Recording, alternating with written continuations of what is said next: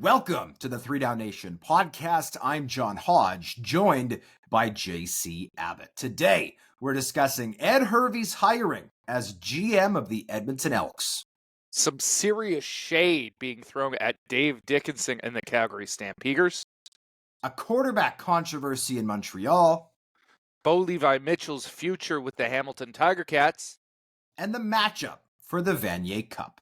But first, the Toronto Argonauts defeated the Winnipeg Blue Bombers 41-24 to win the 111th Grey Cup on Sunday, earning the franchise's 19th championship banner. Backup quarterback Nick Arbuckle threw for 252 yards, 2 touchdowns, and 2 interceptions to be named the game's MVP, while the Toronto defense picked off Zach Collaros 4 times, including a pick 6 from Robert Priester. The Bombers quarterback exited the game late in the third quarter with an injury to his throwing hand and returned wearing a glove, later revealing that he could not properly grip the ball. What are your takeaways from this game? Well, there's a lot of takeaways, and feel free to jump in at some point, JC, because I'm going to be rambling here for a little bit. Had a lot of thoughts initially. Those thoughts developed over the coming days, and we're recording this Tuesday afternoon. This morning, I was at Princess Auto Stadium for Garbage Bag Day. Look, I think that Zach Collaros, and this might sound like a homer take, I don't think it is, because at the end of the day, I think that the Bombers tragically messed up this game. But I want to come to the defense of Zach Collaros at least a little bit here. Yes, he had a poor game. The numbers look terrible. 205 yards, 50% completion rate, no touchdowns, 4 interceptions. I had it in my post-game column. Zach now has a little over 600 yards, 0 touchdowns, 6 picks in the last 3 Grey Cup games. Obviously, those numbers are terrible, especially when you look across the line at Nick Arbuckle's stat line. And before I say anything negative about Nick Arbuckle, I want to say congratulations to him. Nobody gave him a chance to win this game. I shouldn't say that. People gave him a chance, including myself, to win this game. I don't think anybody gave him much respect. I'll put it that way, going into this game. And he won MVP, and he won the game. A guy who nobody wanted, right, come the start of training camp, and wouldn't have gotten signed by the Toronto Argonauts were Chad Kelly not suspended for 9 games. So for Nick Arbuckle to go from this guy who, was kind of the next it thing in the CFL and then very quickly faded away, bouncing between a ton of different teams, getting traded to go to Grey Cup MVP, good for him. And to boot, by the way, he is an extremely nice and thoughtful person, at least it seems from the conversation that I had with him. That being said, I think people are conflating Zach Collaros' performance with his 2 Grey Cups, because the reality is I thought Winnipeg's game plan was terrible in this game.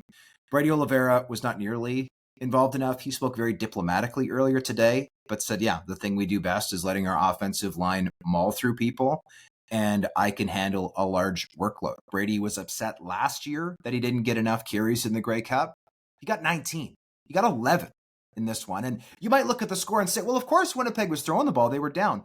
Yeah, they were down, but they weren't down by more than 1 score until midway through the 4th quarter. This team could run the ball for the first 53 minutes of the game. It wasn't until the very end that they had to start airing it out because they were down by multiple scores. The other thing I'll say, JC, is the view from the press box at BC Place Stadium is beautiful. I'm very jealous of you because at Princess Auto Stadium, we are sequestered totally to the corner of the field. The press box at BC Place is great. There wasn't a single time where Zach Collaros dropping back to pass, and he had good time to pass generally, but there wasn't a single time he dropped back to pass. And I thought, wow, he's got a guy wide open. All of the underneath stuff that he usually hits Nick Dembski for on second downs was taken away by Wynn McManus, who had a sensational game. There were no screens dialed up to Brady Oliveira. If there were, very few outlet things to Brady Oliveira through the air. I thought that Carrick Wheatfall was terrible. Had a catchable ball at the back of the end zone. He didn't bring it in. And then, Ontario Wilson, I thought had a great game, but he was taken away after the first quarter. I don't think the game plan made sense. I think Toronto deserves a ton of credit. I also think, can we talk about the Benji Franklin interception? The first one, the acrobatic nature of that pick. It wasn't up until the end of the game when Zach, and by the way he talked about the injury, I've got the column up at 3downnation.com already if you haven't read it, is he could literally see inside his finger. Like the laceration occurred to the inside of his right index finger on the top knuckle, and the tip of his finger was quite literally hanging off. He gets it numbed, he gets 5 stitches, puts on a glove, comes back into the game, says, I can't really throw. That was after warming up on the sideline with Drew Latarski and Chris Streveler, neither of whom suited up because they were injured. And yet he goes back out there. So I don't really hold him accountable for the end of the game. To me, the issue was the first 3 quarters of the game, and that was Winnipeg's offense being completely unable to stay on the field. I wrote it in my postgame column. The Jonas brothers spent more time on the field than Winnipeg did in the first half, and they finished the game with 23 minutes of time of possession. And when you're not running the ball, even though you've got the MOP in the backfield, by the way, Brady averaged 7.7 yards per carry in this game, which is sensational, and there's not a lot open downfield, I don't think it's appropriate to blame Zach. And I think it's easy to do that. The last 2 years, he wasn't good in the Grey Cup. It's really easy to look at the stat line and say, well, of course they lost. Look at how terrible Zach was. He wasn't great, but I also think he was set up to fail in many ways. And when someone is set up to fail and they fail, I don't think it's super appropriate to then bury that person. I just don't. Yeah, to me, this loss is all about coaching. And we'll get to what the Toronto Argonauts did in just a second. But from a Winnipeg perspective, the way that injury was handled and the lack of usage for Brady Oliveira throughout this game, despite the fact that he was successful on several occasions running the football and averaging 7.7 yards per carry, was inexcusable. When Zach goes down and you're in the red zone, to try and air it out with Terry Wilson as your quarterback, the rookie, once third stringer Terry Wilson, inexcusable. That's Brady Oliveira time. Give him the ball. Try something like that. You can't be throwing it deep into the end zone with Terry Wilson. He should have been picked on that throw that Benji Franklin dropped. The other one you could argue should have been caught, but I still think it was just thrown a little too far out of reach. They should have relied on their tried and true weapon in the backfield in that circumstance. And then when Collaros comes back and you know that he can't throw the ball, what the hell are you doing dialing up a deep pass on his first throw just to see? Just like he's told you he can't grip the football. His fingers ripped wide open. Why are you throwing that pass when you don't need to? Yes, you're trailing in that game, but they're only trailing by 1 point at that stage. It's not a crisis scenario. You have time to work it down the field, to establish Brady, to hit short screen passes or intermediate throws that aren't going to challenge that hand as much. Instead, you're airing it out, and they suffered as a result. I thought it was egregious from Buck Pierce in terms of the play calling, and I think it was egregious from Mike O'Shea in terms of letting it happen, and both of those guys are going to have to wear this all offseason. Yeah, if you're going to lose doing what you do best, right? Like lose with your running game. Give it to Brady, and if the Argonauts take it away, say, you know what? Good for them. They took it away. But to go out there and exactly have Terry Wilson slinging it, I mean, I'll also say this. The stat line looks really bad for Zach Collaros. 4 picks. Well, Terry Wilson threw a very interceptable ball into the back of the end zone that Benji Franklin simply didn't hang on to. He should have intercepted it. And you want to talk about turnover-worthy plays. I mean, Zach had 4, and the Argonauts capitalized on all 4. Well, Nick Arbuckle, who again made some really nice plays, had 5. He had the ball that in the second quarter got jumped by Dietrich Nichols. If he gets his left hand around, that is a pick 6 going the other way. Mm-hmm. Terrell Bonds had a knockdown on the following drive. Just couldn't hang on to it. If he does hang on to it, that's a pick 6 going the other way. And then, of course, Willie Jefferson, who, let's just say, had one of the best defensive performances in Grey Cup history. Now, the CFL doesn't officially call sacks tackles for loss, which doesn't make sense to me because a sack by definition is tackle for loss. But if you count them as tackles for loss, 6 tackles, 3 tackles for loss, 2 sacks, 1 pick, and 1 forced fumble. That is unbelievable. The forced fumble he had got picked up by the Argos. The Bombers did not rally to the ball with center Peter Nicastro being the guy to pick it up. So 5 turnover-worthy plays for Nick Arbuckle. The Bombers only took advantage of 2 of them, one on the Terrell Bonds interception and the other on Willie Jefferson's unbelievable interception. The ball was headed out into the flat, and he just put up those big old arms, not only knocked it down like he's so good at, but actually hung on to make the interception, which was simply sensational. So Zach Collaros, 4 turnover-worthy plays in my mind. Nick Arbuckle had 5. That is a testament to the Argonauts defense for taking full advantage of those opportunities. And I think that's a bit of a knock against the Winnipeg Blue Bombers defense for not taking advantage of those opportunities. Now, offensively, the Argos only put up 302 net yards. Carey, 15 carries, 79 yards at a touchdown. Like, the Bombers did a decent job corralling him, though Carey certainly got the best of him on a couple of occasions. No receiver had more than 45 yards for the Argonauts, so I think you got to give props to Winnipeg's secondary. All in all, the Bombers just did not play complimentary football. I said in my walk and talk before this game that Toronto had a path to victory. They needed a big Janarian Grant return. They needed to be +2 at least in the turnover margin. And those things all happened, right? Janarian Grant, the first punt return of the game, brings it back 25 yards, getting it into Winnipeg territory, at least very close to midfield. And I talked to Mike Benson, who was beside himself after the game. I think he realized that may have been his last game, the veteran Winnipeg native who has been the team's long snapper the last many years. And he said, yeah, we knew what they were going to do. We knew they were going to have Janarian, reverse field and try to get something going to the field side. And they gave up a 25-yard return. After that, obviously, Winnipeg did not do good enough of a job keeping the football. And again, you've got to give credit to the Toronto Argonauts for making that happen. There was not a huge margin for error for the Argonauts, and they did not make a lot of errors, right? They had a good game.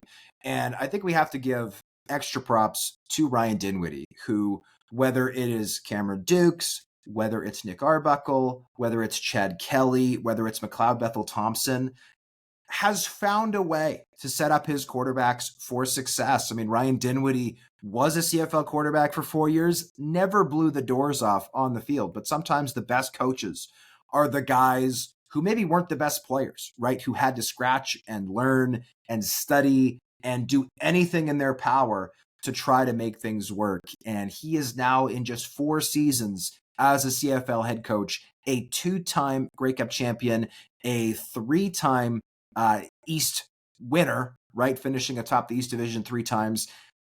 Unbelievable coaching from his perspective, and a great job, because we talked about this a little bit leading up to the awards, how at least I said I thought he should have been the nominee out of the East Division for Coach of the Year. When you look at the fact that he lost Corey Mace as his defensive coordinator, when you look at the talent that he lost, and guys like Quantez Tigers going to the NFL, the number of free agents, guys like Jamal Peters leaving for other situations, AJ Ouellette, Andrew Harris retiring, and then the scrap heap of guys they picked, like they picked up Kadeem Carey when no one else really wanted Kadeem Carey, right? He was just this old, injury-prone running back. Looked like a guy like Tunde Adeleke, who nobody else really wanted, like a guy who had kind of been injury-prone in Hamilton. Well, he comes in, he's starting at strong side linebacker throughout the playoffs and looking like $1 million. So, unbelievable job by Ryan Dinwiddie. They lost a ton of talent. They brought in a bunch of guys who, again, a lot of other teams did not want. And he turned that unit with all the challenges they had at quarterback, be it Chad Kelly's suspension, the broken leg that he suffered late in the year. They still turned it on, and they deserved to win this Grey Cup. They absolutely did. And in a lot of ways, it feels like, I don't know how you would describe it, a perfect serendipitous moment for Ryan Dinwiddie, who has been in Nick Arbuckle's shoes, right? We talk about that 2007 Grey Cup when we're setting the stage for this game, where that was Ryan Dinwiddie's first career start, and he goes into that game, doesn't play very well, and loses. Here he has a backup thrust into that circumstance, and the game plan that he had for Nick Arbuckle, I thought, was perfect, and Arbuckle did what he had to do. Do I necessarily think it was an MVP-worthy performance from Nick Arbuckle? No, I think some of the people we've mentioned on defense probably deserved that award more. Willie Jefferson in defeat, Wynton McManus in victory. But what impressed me most was the poise with which Arbuckle operated after his mistakes, after that Willie Jefferson interception, marching the field when he had to, making the throws that he needed to win the game in those key moments. And I'll tell you what, Hodge, I was blown away speaking to Arbuckle after the game in the midst of the celebration with the confetti coming down. I have never seen an athlete in any circumstance, but especially in a championship moment, and I've had the privilege of covering a couple of those now, so at peace, so in control, and so calm when addressing the media. There was no chest beating from Nick Arbuckle. There was simply an appreciation for the moment and for all that he had been through to get to this point. And he did something in the scrum I have never seen any athlete whatsoever, regardless of the circumstances, do. And that was cut off reporters' questions and say, no, I think that person had a question. And that person had a question. He did multiple times where he ensured everyone around him had their say in that moment. And I think that's the same way he operated in that game, that regardless of the circumstances he was thrust into or some of the adversity they faced during the game, he never lost his cool, and he's a deserved Grey Cup champion as a result. He is. And again, super likable guy. I had a very nice conversation with him during Media Day on Wednesday, and a deserving Grey Cup MVP. Yes, I think that you could make an argument for Wynton McManus, who was a game wrecker at middle linebacker for the Argonauts. Yes, I think you can make a case for Willie Jefferson, even in a losing effort. But the award is not most outstanding player. It is most valuable player. And Nick Arbuckle, despite the turnover-worthy plays, was the better of the two quarterbacks on the day. That back shoulder throw he made to Dejon Brissett for the touchdown. Dejon Brissett, by the way, Mississauga native, who was named the game's most valuable Canadian. Unbelievable throw. Excellent throw, finding that hole, finding that window in the zone defense that Winnipeg was playing. You got to give a shout out to Kevin Mattal. And I've been saying this for a while. Kevin Mattal is the closest thing we've had in the CFL to Nick Lewis since Nick Lewis. And if you watch the touchdown that he scored, that little outlet flat route kind of into the flat, there was maybe a little bit of a pick there from the offense, but hey, well done. Didn't get called. He then cuts upfield, and the way that he kind of shifts his legs forward and like shimmies a defender underneath him, that is the most Nick Lewis thing I think I've ever seen. Like, the guy weighs 230 pounds, but he's got hops, shuffling a defender underneath him, refining his feet and walking into that end zone was vintage Nick Lewis. Only this time it was from a French Canadian, Kevin Mattal, who was a Heck Crichton Trophy and Vanier Cup winner at Laval University. I really liked your article, JC, asking him which is better, the Grey Cup or the Vanier Cup / Heck Crichton. Spoiler alert, he said it was the Grey Cup, which was actually, I thought, a really clever angle, because talking to some guys who come out of that Laval program, there are some players who I think it is a bigger deal to play for Laval than it is in the CFL, given how unbelievably important the Rouge et Or are to that community and how professional of an organization they essentially are, right? They get 20,000 people at their games. They have full-time beat writers. For all intents and purposes, they are a CFL team. And I mean, a lot of their players are also 26 or 27 years old, which is also very akin to a CFL team. So anyways, I thought that the Argonauts made the most of what they had, and they were the gutsier team. I will leave you with this quote, which is from my post-game article I got from Reddit Cramdy. I don't have it right in front of me, so I'm paraphrasing slightly, but the official thing is on our website. He said, "Championship games are not played. They are won. We played that game. Toronto won that game." And I thought that was very insightful from Reddit Cramdy, a guy who's been around for a while now, and wasn't happy with this team's performance. A few notes from Garbage Bag Day. I should mention, I have the free agent list from the Winnipeg Blue Bombers up on our website. I spoke with Chris Streveler, Dalton Schoen, and Adam Bighill, all of whom did in fact suffer season-ending ACL injuries. They're all looking to play again in 2025. Chris Streveler and his partner Taylor Anderson are having a child in January, or expecting a child in January. I think there was some speculation that with that and the injury, he could step away. That is not true. He wants to play professional football next season. Dalton Schoen wants to play again, whether it's in Winnipeg or elsewhere in 2025. Adam Bighill, at the age of 36, not looking to step away. His rough timeline for getting back to 100% is May, when training camp opens. Also, Stanley Bryant, who will be 39 by the time next year rolls around, wants to play, saying that after a, quote, embarrassing Grey Cup, he wants to get back. And Patrick Neufeld, who is another senior member of that Winnipeg Blue Bombers organization, also has full intentions of being back and playing in Winnipeg next season. So it seems like a lot of Winnipeg's core wants to run it back for 2025 when the team is hosting the Grey Cup for the first time since 2015. Obviously, we have to wait and see if the team feels the same way, depending on how contract negotiations go. But by and large, it seems like this team could be very similar next year. And I'll ask you this question, JC. I'll offer my answer in a bit. Do you still think if the Winnipeg Blue Bombers win the Grey Cup next year, that they could be considered a dynasty? I think it's a tough question. If they win it next year, yes.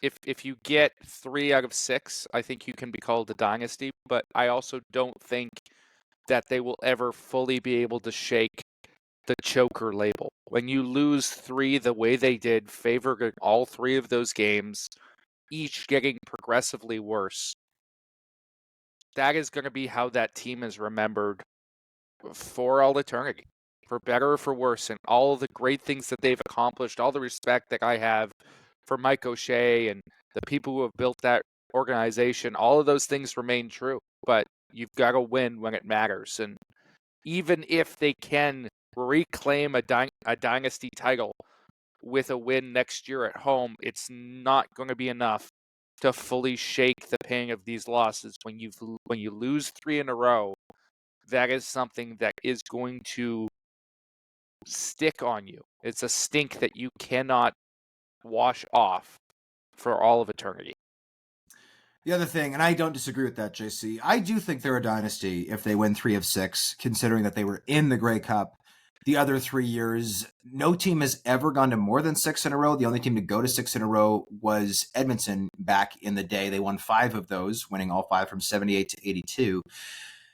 But I get the stink factor. And the other issue to me is the Bombers have performed worse in every consecutive Grey Cup. They demolished the Tiger Cats in 2019. They snuck past the Tiger Cats in 2021. They had a shot at a game-winning field goal in 2022. Probably would have gone wide anyway, but it got blocked. 2023, they give up the game-winning drive to Montreal in the dying seconds. 2024, game was close for the first 55 minutes, and then it blew up entirely in their faces, did not end up being close. So you can make an argument that there are quite literally diminishing returns in each of those consecutive 5 games. I do not think, as it stands right now, that you can call them a dynasty. I'm still going to be writing about that. I know that some people have, that was the title of my column, Bombers Fail to Secure Dynasty. I know some people have said, stop using that word. And I'm not the only member of the media who said it. And I'm sure I'm not the only member of the media who's heard that word. The answer is no. Too bad. I'm going to keep using it because I think it is relevant. And though the Bombers don't use it, I certainly think, obviously, they would like to be a dynasty. If you ask any member of the Bombers, they're going to give a diplomatic answer and say, well, we don't think in terms of that way. Guess what? I'm pretty sure that when you're an old man looking back at your CFL career, you're going to want to say, we were part of a dynasty. So I'm going to keep using it, especially next year with this game being in Winnipeg, being at Prince Osado Stadium. Winnipeg is not a city that gets the Grey Cup all that often. It is about a once-in-a-decade type of event here in my home province of Manitoba. I'm sure the Bombers will want to get back to that game. In my opinion, they need to win it if they want to be considered a dynasty for all the success they've had over the past while. One last note I will say is I asked Zach Collaros if, in fact, he would be back for next season. I figured the answer was yes, he has a contract, but I thought it was worth answering. And he essentially said, look, there's an exceptionally high chance I may be back next year, but I do not want to make any official comment until I have a chance to talk to my wife, Nicole. The couple has 3 young children. They have a home just outside of Toronto. And clearly there are a lot of logistical challenges, especially with, Zach's family being in Ohio, his wife's family being in Southern Ontario. If his family is going to be with him in Winnipeg for the season, there is not a lot of help for them. And from a logistical standpoint, that poses a challenge. So do I think Zach Collaros will be back? Absolutely. Is that a 100% chance? I wouldn't say that. I think the term Zach used was 99.9. Take that for what it's worth. So I think he'll be back, but we don't have official confirmation of that yet. Before we move on, I do think there is a worthwhile discussion to be had on the flip side of the dynasty conversation, and that's the Toronto Argonauts have now won 2 out of the last 3 Grey Cups. The year in the middle, they were 16-2 and tied the regular season record for wins by a CFL team. They don't look like they're going away anytime soon. Is that a team, if they make another run next year, that can enter into that dynasty conversation like the Winnipeg Blue Bombers? I think it can. And I was a little surprised at their Grey Cup rally today, Hodge. I mean, Chad Kelly was out there. He was not able to travel with the team to the Grey Cup in Vancouver, but he was there on crutches doing what Chad Kelly does when you put a microphone in his face and he's comfortable, rallying the crowd. And head coach Ryan did what he said. They're extremely pleased with how the surgery went. They expect him to be ready for training camp, which initially it was thought he could be out 6 to 9 months and he would not be ready to start next season. Ryan Dinwiddie said it's more like 4 to 6 months now, and they believe he'll be ready to go for training camp. If that bears out to be true, this Argos team, with the resources that MLSC offers, the ability to bring in free agents to a big-time market, and a star quarterback, whether you love him or hate him, Chad Kelly is extremely talented. All of those things factoring in, I don't think the Argos are going to be going away anytime soon, and it may be time to start giving them their flowers in terms of wondering whether they can reach dynasty status as well. I fully agree with that. The only difference to me is this run that Toronto has had, where they've won 2 and 3, with bizarrely the year they didn't win being by far their most dominant year. When the CFL's history, by the way, is written one day, that's going to be a weird one to explain. Be like, yeah, they won 2, just not the year they were unbelievably awesome. That'll be a weird one to explain. But there's not really a face of this run. Maybe it's Ryan Dinwiddie, right? But when you think of the dynasty in Winnipeg, you think of, well, potential dynasty in Winnipeg, you think of Zach Collaros, right? You think of Nick Dembski, you think of Willie Jefferson, you think of Adam Bighill, guys who've been very prominent players on that team for that whole run.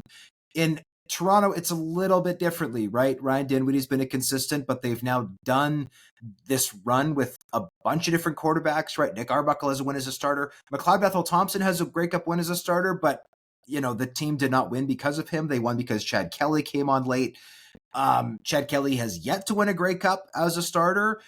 And then when you look into the backfield, it's like, okay, well, is it Andrew Harris that you think of, or AJ Ouellette, or is it Kadeem Carey? Receiving wise, there hasn't really been. I guess Tavares Daniels would be the guy who's been around the whole time.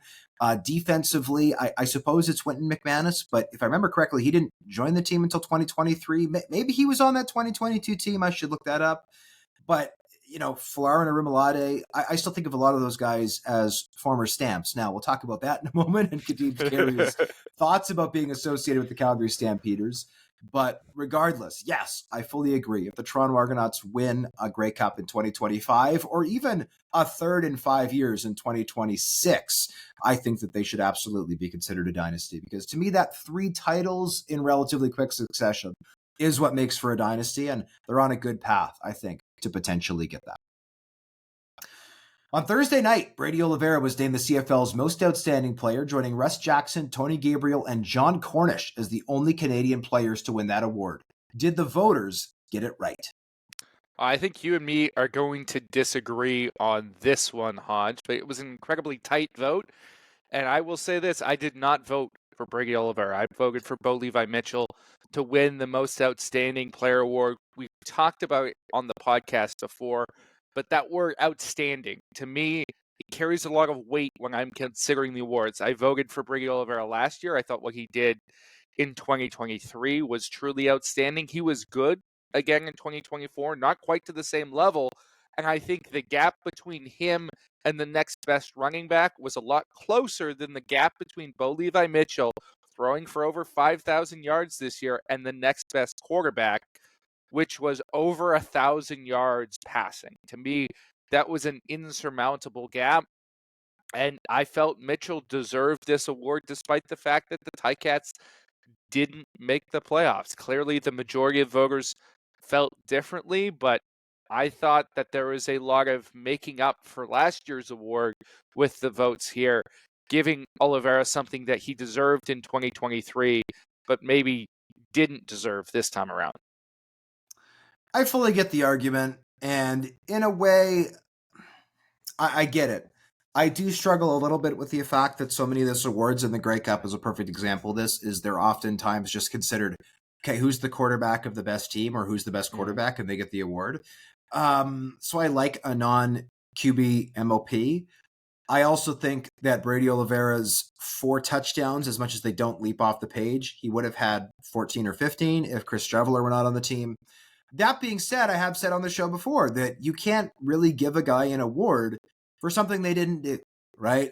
Yeah, Brady Oliveira would have had more touchdowns, but he didn't. The same way that I don't think you can make the argument, oh, well, VA is the MOP, because if he didn't get hurt, he would have been the MOP. Well, but he did get hurt, and he didn't start all that many games. You can't give guys awards based off potential or what they would have done. You have to give it off of what they did do. So I get the argument for Bo. Now, this wasn't a vote that was close enough that you and I could have changed the result. It was close. I believe it was a 6-vote spread. So I 3 think it was voters. I think it might have been 4, 30 to 26. I think 30 to 26. Yes, I think that is correct. So theoretically, if I had voted for Bo, which I did not, and Justin Dunk had voted for Bo, which I don't believe he did, that would have led to a tie, in which case I believe the president of the FRC breaks the vote.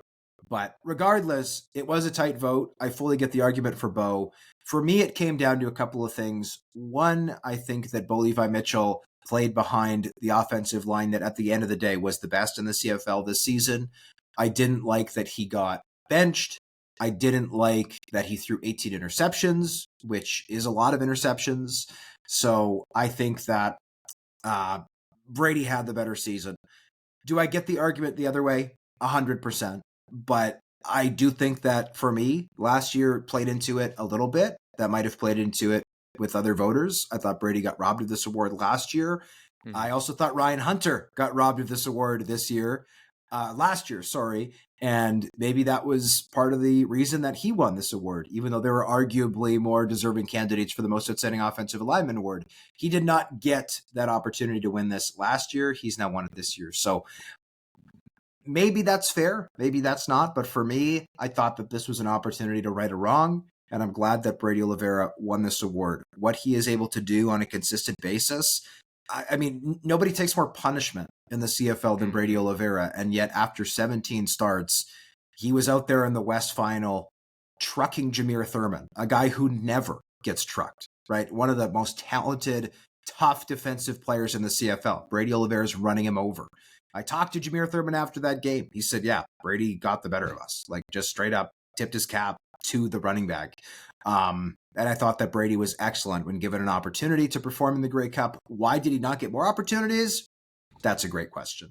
But at the end of the day, I thought that the MOP vote was right. I did not think that the coaching vote was right. I voted for Corey Mace. Again, I thought the best coach in the CFL this year was Ryan Dinwiddie, but he was not up for this award. Between the two, I voted for Corey Mace. And Jason Moss won by the thinnest of margins. Still, kudos to him. He did win the award.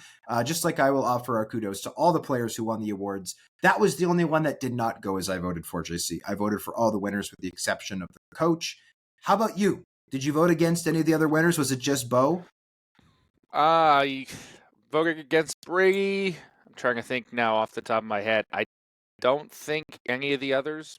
There are candidates that were not finalists that I would have voted for instead of who eventually won. I will say that. I would have voted for Jake Julian as most outstanding special teams player instead of Janarian Grant. That was one that I felt was egregious. Personally, I also would have voted for Tyrell Ford over Brady for most outstanding Canadian, and I would have voted for Roland Milligan over Brady for most outstanding player had I been given those options. Unfortunately, I was not given those options. Those were the finalists in the current CFL voting system. So ultimately, I think the only one that I didn't eventually vote for the winner was, like you, Hodge, the coach award and also MOP. Well, maybe since Brady won MOP this year because I'm speculating, but if he did in fact win it this year because he was supposed to win it last year, maybe Roland Milligan will get it next year if voters feel like they have some regret. But we'll have to wait and see, of course, for 2025. I will say the actual awards night was awesome. We were in the lockdown room. JC made a crass joke that was totally I made a comment that was misconstrued. I would like the record to state I will not be canceled on this podcast. And the comment was made to me, not an independent third party. So it's not like JC was saying something to somebody who didn't understand. I will not reveal what was said on this show, but if anybody wants to text and ask, I will tell them the story. The other thing I will say is that the food was delicious in the lockdown room. And it was lovely to get a chance to talk to Amar Dolman, who won the Commissioner's Award. It is a little bit awkward that he won the Commissioner's Award when he reportedly voted against renewing the contract of Commissioner Randy Ambrosie. But regardless, it was great to get him on the record and ask him all kinds of questions about how he feels owning the BC Lions, having invested in the CFL the past 3 years.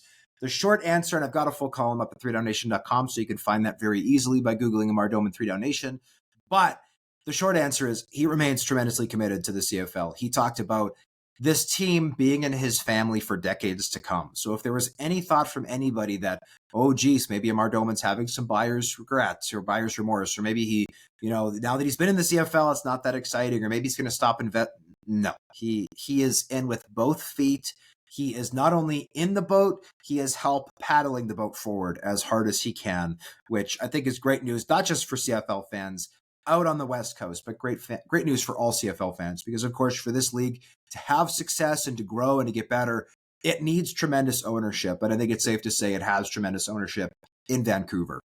Apparently, the only thing you need to do to win a trophy in the CFL is vote against Randy Ambrosie as the commissioner, because Amar Doman gets the commissioner award, and then Randy Ambrosie has to end his last Grey Cup week by handing the trophy to Larry Tannenbaum, who also voted against him in that pre-retirement vote for his future. Just a great week for people who voted against Randy as the commissioner. It should also, and we're going to leave our Grey Cup as a topic. So I think now is a good time to say a huge thank you to all of the CFL staffers, all of the volunteers who helped put on the game, the festival, the media stuff, and everything in between. It was a very, very well-run Grey Cup. And that's not just me or JC saying that. We had many conversations with, and I'll use this term respectively, old heads in the industry who have been to 25, 30, 35, even 40 Grey Cups. And that was very much the consensus. As we talked about on our last show, there was a little bit of a knock on the festival for having the rooms too large for a lot of the team parties. That was the case again on Saturday. Since we recorded that show, we were at the team parties on Saturday walking around. And the rooms were fuller than they had been, but they weren't full, which it's a little tough to have a great party atmosphere when the room is half empty. That being said, again, full marks. It was a great event. And I also want to say a huge shout out to all of the people at the parties who came up and chatted with you, JC, or chatted with myself, who are longtime listeners of the pod, viewers of the pod on YouTube. We had so many of those people come up and express their appreciation for what we do, and it really, really means the world to us. I even, on the day of the game, had a gentleman wearing all Edmonton gear head to toe. He was seated 4 or 5 rows in front of the media area, and he kind of walked up the stairs, and he kind of was looking at me, he was kind of waving, and I looked at him, and he goes, "I love the podcast." And I was like, oh, thanks. Like, it's really nice to get those types of accolades. Not that we're doing this for the attention, but we obviously are indebted to our listeners, our viewers, and it was really a great opportunity for us to get out and meet some of you guys and have conversations. And that's what Grey Cup is about at the end of the day, is bringing people together. So I was thrilled that we got the opportunity to do that. Hamilton Tiger Cats general manager Ed Hervey has been hired as the next GM of the Edmonton Elks. Hervey played 8 seasons as a receiver with the green and gold, I'd argue it's green and yellow, before climbing the ladder as a scout and executive, eventually winning the Grey Cup during his first stint as GM in 2015. Will this move help rewind the clock to a winning era in Edmonton? Well, they certainly hope it will, although it should be noted that the last time they hired somebody who won a Grey Cup in 2015 to try and recapture that glory, it was Chris Jones, and that didn't go so well. I think Ed Hervey is cut from a different cloth. I think he had far more to do with the way the team was back then. And you could argue that the decline of Edmonton as a franchise was tied directly to Hervey's feud with then President Len Rhodes and him being let go just a year after winning that Grey Cup in 2016. He has a spotty track record as a GM elsewhere, right? 2 seasons in BC, maybe didn't get to see his dreams come to fruition there, but the Lions were not a winning team necessarily during his tenure, and we all know what happened with the Michael Riley contract. And then again, in Hamilton, just 1 year, a very small sample size. It's really tough to judge GMs just on 1 year when it's supposed to be a rebuild, but the Ticats did not make the playoffs, and we criticized them a lot in the offseason for not adding enough pieces. Now, they added some nice rookies who I think are going to develop next year, but they needed to do more if they wanted to make the playoffs in the East, and they didn't. So for me, the jury is still out on Ed Hervey, whether or not he can recapture glory in Edmonton, but it's going to come with hiring the right coach. And I think it's going to have to be a multi-year process for them to be truly competitive and turn into Grey Cup contenders again. It's not going to happen overnight. You say everybody knows what happened with the Michael Riley contract. I do think that we should update people on that. So back in 2019, while the general manager of the BC Lions, Ed Hervey, signed Michael Riley to a deal reportedly worth 4 years worth a total of $2.9 million, an average of $725,000 per season, making him the highest paid player in the league. The issue was, after what was supposed to be the 2020 season, in November of that year, Michael Riley filed a grievance against the Lions for guaranteed money that was allegedly owed to him. And basically what came of it was learned that as part of the contract, and there's no money, or at least at the time, there was no wording in the CBA that prohibited this from happening, is the Lions had guaranteed him $250,000 on a piece of documentation that wasn't filed with the league. And I don't think that the higher ups with the BC Lions were thrilled that amid a pandemic, they were suddenly going to have to pay out some extra money they weren't maybe anticipating to the party of Michael Riley. So Ed Hervey had resigned due to personal reasons. It's been speculated at length that the actual reason he resigned was he was asked to by the Lions for this work that he had done as part of this contract, but he has never confirmed that. So take that for what it's worth. It is technically speculation. Personally, it's speculation that I believe, because I can't think of another reason he would resign and then immediately take a job, or maybe not immediately take a job, but take another job. But he's obviously spent the last 3 years in Hamilton working away. So regardless, it's an interesting hire for the Edmonton Elks. You kind of laid it out, JC. This is a team that was trying to run it back with Chris Jones. That obviously was terrible. And now they're running it back with the guy who was Chris Jones' GM and got fired after the 2016 season. Now, I don't think he should have been fired after the 2016 season. That was a playoff team. They even won a playoff game getting to the East Final. But regardless, it is a situation that is interesting.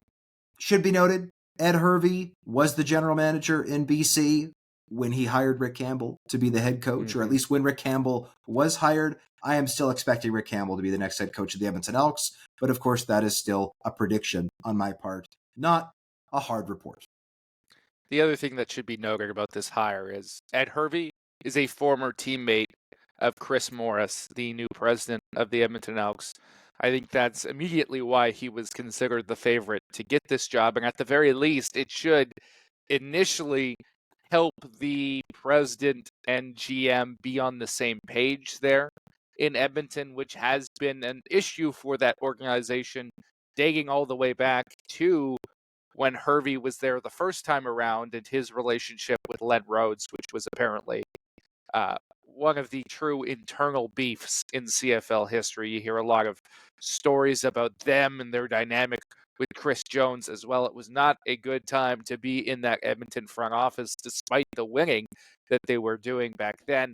Hopefully, Hervey and Morris, because of their relationship as former teammates, are going to be tied at the hip here moving forward as one.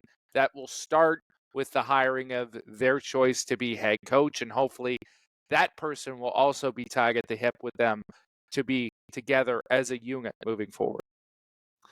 The most important decision, outside, of course, of hiring a head coach for this situation with Ed Hervey, will, of course, be who is his quarterback, right? Mm-hmm. We've got the reporting on our website about which quarterbacks are available. We're using the term available instead of free agents because, of course, we know that Vernon Adams Jr. is available via trade. There's 2 quarterbacks in Montreal who are probably starters in this league. There's 2 quarterbacks in BC right now, obviously, who are starters in this league. There are murmurings that Vernon Adams Jr. will, in fact, end up at the Stampeders organization, where his former college coach is currently the QB coach in Calgary. But obviously, whether it is doubling down on Trey Ford, whether it is bringing back McLeod Bethel-Thompson, whether it is bringing in Cody Fajardo, if the Alouettes decide to go in another direction, whether it is bringing in anybody else, that is the big decision that I think Ed Hervey has to make. And we'll have to wait and see. Trey Ford is a pending free agent. He controls his future, his fate, wherever he wants to go. Another interesting thought is, with this GM opening now closed, the Tiger Cats need a new general manager. Of course, they have a head coach in place in Scott Milanovich. Presumably, he could have a say, but theoretically, the general manager will be hired by team president of football operations, Orlando Steinauer.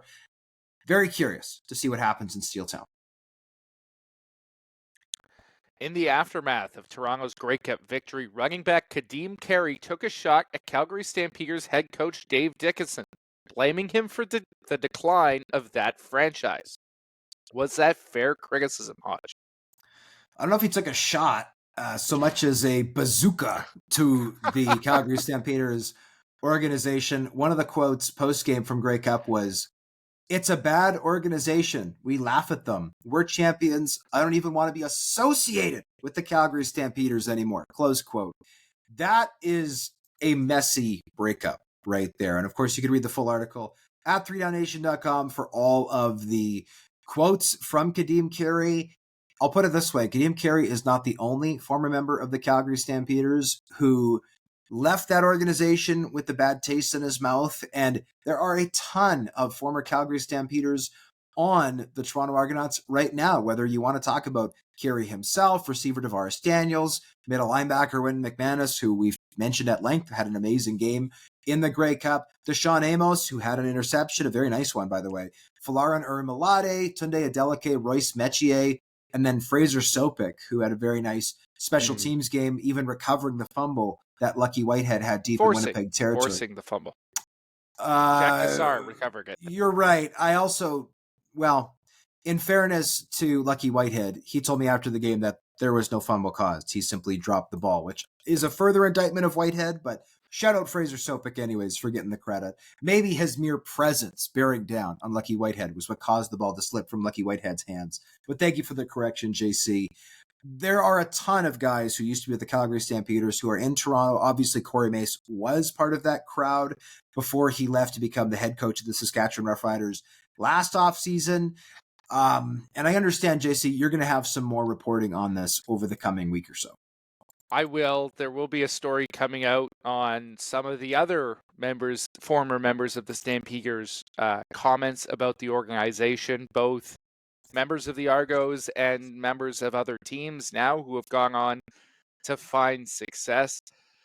I will be a little bit vague on the details until that story comes out, but I will say each and every one of them uttered a scathing indictment of the Stampeders organization, from what they offer in terms of strength and conditioning, to the training staff, to the food that they're offered in the building on a day-to-day basis, and to the quote that you read off the top there, Hodge. Every single person that I went up to on Media Day and asked about the Calgary Stampeders organization, before a single word came out of their mouth, the first thing they did was laugh. every single one of them laughed at the mention of the Calgary Stampeders and the question about what do you think is wrong with that organization. It is clear that people who have left Calgary see that there are some real flaws with that organization. And to be entirely frank, I think if there is one franchise in the league, and we've said this before, Hodge, that you need to be concerned about right now as a fan, it's the Calgary Stampeders. From top to bottom, they are rotting to their core, and there does not seem to be any appetite from their current ownership group in terms of investing the money needed to change the status quo. I don't disagree with that. It is not a good time to be a Calgary Stampeder. I mean, one can argue, certainly Kadeem Carey did, that Dave Dickenson is the problem. You could also say that Dave Dickenson is still operating largely under the influence of John Hufnagel, who has been in and around the leadership of that organization for a very long time. I've not spoken to Dave Dickenson about that, so I don't want to speculate regarding what exactly is going on in Calgary, but I am, JC, looking very much forward to your reporting on this matter. Should be a great read. Maybe out Thursday? Sometime around there. Okay, that's what we call a tease, folks, in the media business. That's a tease. The Wilfrid Laurier Golden Hawks and Laval Rougeayor advanced to the Vanier Cup with victories in the national semifinals on Saturday. Taylor Elgersma threw for 5 touchdowns as Laurier beat the brakes off Bishops in the UTEC Bowl, while Olivier Cool helped Laval sneak by Regina in the Mitchell Bowl. Who should be favored to win the U Sports crown? To me, it's Laurier and then everybody else. And I don't have Justin Dunk here to correct my pronunciation. So Taylor Elgersma is the best quarterback in the entirety of Canadian university football. I think he is going to be a different sort of beast than what Laval has had to deal with this season, even with the fantastic quarterbacks in the RSEQ. Jonathan Seneca won the heck last year, but he's more of a mobile guy. Taylor Elgersma is going to beat you from the pocket with huge size, his massive frame, his big cannon of an arm. He is a true CFL prospect, and I don't think that Laval defense is going to be good enough to stop that offense. I think the Golden Hawks will win this one handedly. Handedly? Interesting. I mean, Laval is a very talented team, JC. They almost lost to Regina. 3-5 Regina. With all due respect to that defense, Well, they almost lost to Regina. Regina's a good team, though, at the end of the day. They are a good football team. That was a very competitive game. Did Laval play their best? Probably not. But I do think that they can certainly, at the very least, give Laurier a run for their money. The advantage, however, I think will be on Laurier's side when it comes to the location, right where this game is played. This game is being played in Kingston at Queen's University. Obviously, I think there's going to be more Golden Hawks fans in attendance than Rougeayor fans, though who knows? Maybe Laval will travel really well. That is a far distance, though, obviously, relative to where the Wilfrid Laurier typically plays. So I'm expecting the Golden Hawks to win. Taylor Elgersma is sensational. If you haven't seen the highlights of this performance, he had 5 touchdowns against Bishops. You should watch it. Some of the deep shots in particular do not reek of a U Sports quarterback, a term that I use respectfully. They look like a professional quarterback. Like some of the deep shots he's had are unbelievable. And the more that I talk to CFL scouts, the more they see him as a legitimate CFL quarterback prospect. I don't say legitimate CFL quarterback. He is merely a prospect, of course, at this point. But he is not somebody who is going to be in a training camp next year, assuming he doesn't go to the NFL, as a token Canadian. I do see him as a legitimate guy who could make a roster. Might be tough to get onto the roster right away, which is the case for a lot of even American quarterbacks who come out. Might be a PR guy to start things out in the CFL, but a guy who I certainly think is worth watching. And if you want to watch the Vanier Cup this weekend, I believe it's on national CBC. So please check that out on Saturday. The 3-down football season is not over, even if the Grey Cup has been played. If for no other reason than to watch Taylor Elgersma, do it. You want to see this kid. He is that exciting. It's now time for Hodge's Heritage Moment. On this day in 1995, the Baltimore Stallions defeated the Calgary Stampeders 37-20 in the 83rd Grey Cup. The Stallions were a powerhouse led by all-time greats including Don Matthews, Tracy Ham, Mike Pringle, and Gerald Bayless. Though the CFL's American expansion was a failure overall, Baltimore was sensational. The team went 27-9 on the field and averaged well over 30,000 fans per game, finishing at or close to number one in CFL attendance both years. JC, I don't even think you were alive yet in 1995, so I'll ask you this. What have you learned about the Baltimore Stallions over your time on this earth? Well, I have a huge amount of respect for the Baltimore Stallions, which were really the only U.S. expansion team worth their salt during that era. What they were able to accomplish in that city in terms of getting fans out was remarkable. What they were able to accomplish on the field was remarkable. And I will always love the story of them before that last Grey Cup game that they ultimately won, learning that the Browns were getting moved to Baltimore and somebody going around and taping over their names on every single locker and putting the name of the corresponding member of the Browns there in Sharpie just to motivate them that nobody was going to care about them going forward. They go out and they win a Grey Cup on their last game. That is truly a remarkable story. I also have a Baltimore Stallions jersey, Hodge. I don't know if you're aware of this. A nice Sharp Ordinash jersey, the first Iranian player in CFL and NFL history. Wow, I didn't know CFL 2.0 went back that far. Hey, when it comes to the big boys, when you find them, it doesn't matter where they're from, as long as they're big enough. This is true. This is true. For me, the definitive source on American expansion is Ed Willis's book, Border Wars. And if you haven't read that, please, please, please do yourself a big old favor. Buy it, read it. I was thinking about American expansion at Grey Cup because, of course, Randy Ambrosi was asked about it. We have a column up at 3downnation.com about his comments regarding American expansion. And I thought to myself, it's been a number of years since I read that book. I should reread it over the holidays when I've got a little bit more time on my hands. I certainly plan to do that. I will say this too, JC, regarding American expansion. The more I've thought about this, the more I've come around on it. If you want to have a sense of urgency towards a 10th team, I do think that in a market like, for example, St. Louis could be the answer. I will also say I got a text message from my cousin James, who lives near St. Louis, not too long ago, asking, hey, apparently there's a CFL team coming to St. Louis. That would be really cool. And I had to say, well, no, that's overstating it a little bit, but there is maybe some hype, maybe some buzz. I do think that the concern with having a CFL team in the United States is that the same thing happens, which happened to Baltimore, which is that they do an amazing job with it, and the NFL goes, oh, look, someone's cutting in our territory, and they award a franchise there because, of course, I'm sure every city that doesn't have one in America would like an NFL team. That being said, whether you get a situation like we had back in the mid-90s where the team then moves north to a Canadian market that's wanting to invest in them, or whether maybe St. Louis goes to another needy American city, right? Like maybe if the Baltimore Stallions, had this worked out better long term, could have gone to another American city and thrived.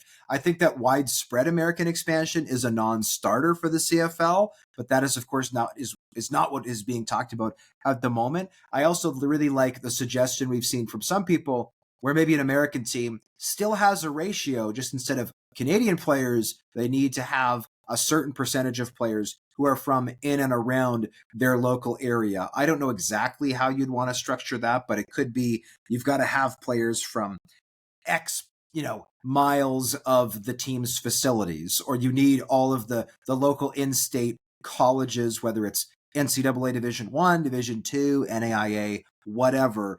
I think there are ways to strike a stronger competitive balance, and I do think that could potentially help that team become better situated in its market, right? Like if, let's say, for example, there were 8 former players from the University of Missouri, like people in that state love Mizzou.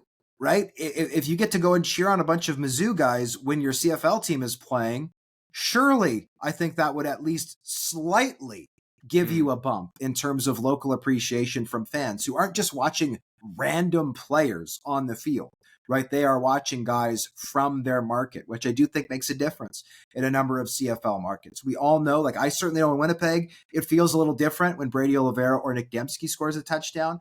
I also think it feels a little different in Quebec, right? When one of those French-Canadian players scores a touchdown for the Montreal Alouettes. I certainly know it means more to fans in Regina when, Braden Lenius, a recent example, Chris Getzlaff, another recent example, gets into the end zone. People want to see their local guys succeed. And so I do see a path there for the CFL. But obviously, based on Randy Ambrosie's comments, I don't think we can expect an American CFL team anytime soon. Could we see one? It's anybody's guess. But what's clear is this league does need to get to 10 teams in the future. It's now time for the 3-minute drill. BC Lions owner Amar Doman said on Thursday that he is yet to make a decision on the future of head coach Rick Campbell, but that, quote, everything is up for discussion, close quote. Will Rick be back in the den next year? I don't think he will be. I think he's a dead man walking, but I think he already has a job lined up, as you previously alluded to, Hodge, in Edmonton, where he can step into his old man's shoes. Hamilton Tiger Cats QB Bo Levi Mitchell told you that he wants to play in 2025, but not under the terms of his current prove-it contract. What did you make of those comments? Well, Bo Levi Mitchell signed a 3-year deal in Hamilton before the 2023 season. It was a huge contract. They pared it way down ahead of 2024. And I think all he wants is something that closer resembles the terms he originally agreed to. And arguably, that's totally understandable, totally fair, right? He took the haircut when he underperformed in 2023. I think he deserves a boost for 2025. Edmonton Elks linebacker Nick Anderson told reporters after receiving his Most Outstanding Rookie award that he will only leave for the NFL if he is, quote, more than a name on a roster, close quote. Does that make sense? I think it does to a certain extent. Now, I think Nick Anderson will eventually leave for the NFL. I think he'll get an offer. But it's always imperative for a player to be choosy about your destination. Just because a team is interested in you doesn't mean you have a legitimate chance to make that roster. If he can find a team that's willing to invest a signing bonus in him, more power to him. The Jonas Brothers rocked the halftime stage at the 111th Grey Cup, but art contributor Ryan Ballantyne dubbed the performance, quote, ho-hum, unquote. Was he off base? Yeah, Ryan's just a hater in this. I'm sorry. I love Ryan Ballantyne.